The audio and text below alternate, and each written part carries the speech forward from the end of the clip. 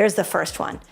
The first one, and this one's so good, is that sugar increases your cancer risk independent of weight gain. Cancer is one of the most devastating diseases of our time, with millions of people diagnosed each year. While many factors contribute to the development and progression of cancer, including genetics and lifestyle choices, recent research is also shining a light on the role of diet.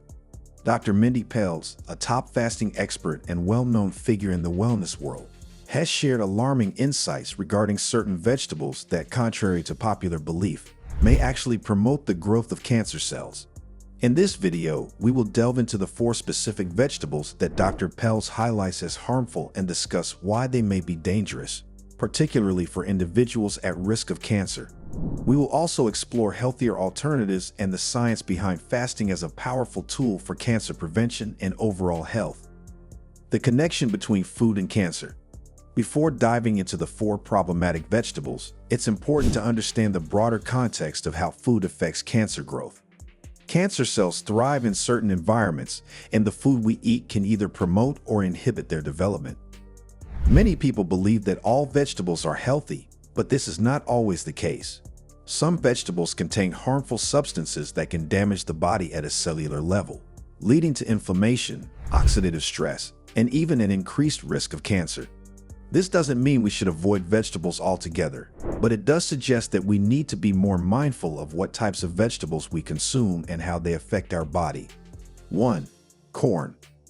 Corn is one of the most commonly consumed vegetables worldwide, especially in processed forms like corn syrup, cornmeal, and corn oil.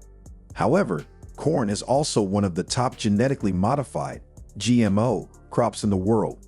Dr. Mindy Pelz emphasizes that GMO corn can have negative effects on the body, including promoting inflammation, which is a key factor in cancer development. Corn is high in sugar, particularly when processed, and cancer cells feed on sugar. High sugar levels in the body create an environment that cancer cells can exploit to grow and spread more rapidly. Additionally, GMO corn has been associated with higher pesticide use, and the residues from these pesticides can be harmful to human health. Studies have linked long-term exposure to these chemicals with an increased risk of cancer, particularly in organs like the liver and kidneys. Healthier alternatives. If you're a fan of corn, consider switching to non-GMO, organic corn. However, it's still important to consume corn in moderation due to its sugar content. Instead, opt for lower sugar vegetables like leafy greens, which are rich in antioxidants that help fight inflammation and reduce cancer risk. 2. Potatoes. Potatoes are a staple food in many households, but according to Dr. Pelz, they could be feeding cancer cells in a few different ways. First, potatoes are high glycemic food, meaning they cause a rapid spike in blood sugar levels after consumption.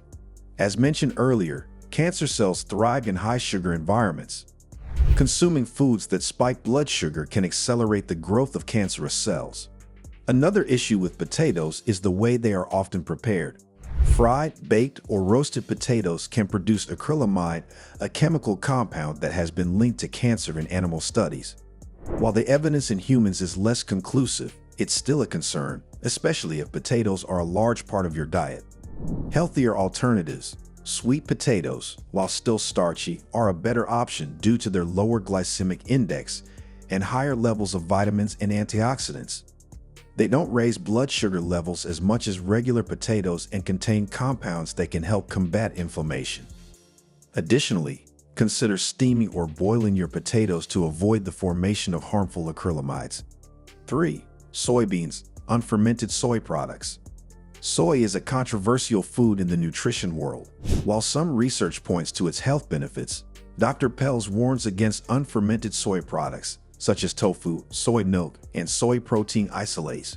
The concern with unfermented soy is that it contains phytoestrogens, compounds that can mimic estrogen in the body. Elevated estrogen levels have been linked to an increased risk of hormone-sensitive cancers, such as breast cancer and prostate cancer. Additionally, much of the soy grown today is genetically modified, similar to corn. GMO soy is often sprayed with glyphosate, an herbicide that has been classified as a probable human carcinogen by the World Health Organization. Consuming large amounts of unfermented soy can disrupt hormonal balance and expose the body to harmful chemicals, which may increase cancer risk. Healthier alternatives. Instead of unfermented soy products, use fermented soy foods like tempeh, miso, and natto. Fermentation breaks down the phytoestrogens and other harmful compounds, making these foods safer and even beneficial. Fermented soy products contain probiotics that support gut health, which plays a crucial role in overall immune function and cancer prevention. 4. Spinach and other oxalate-rich vegetables. Spinach is often hailed as a superfood due to its high nutrient content, but Dr. Pelz raises concerns about its oxalate content. Oxalates are naturally occurring compounds found in many leafy green vegetables, including spinach, Swiss chard, and beet greens. In small amounts, oxalates are harmless, but consuming large amounts can lead to the formation of kidney stones and increase inflammation in the body. Chronic inflammation is a well-known risk factor for cancer. High oxalate levels can contribute to oxidative stress, damaging cells and increasing the likelihood of mutations that can lead to cancer. While this doesn't mean you should completely eliminate spinach from your diet, it does suggest that moderation is key, especially for individuals prone to kidney problems or inflammation-related diseases. Healthier alternatives. Kale is a great substitute for spinach. It has a lower oxalate content but still provides plenty of vitamins, minerals, and antioxidants.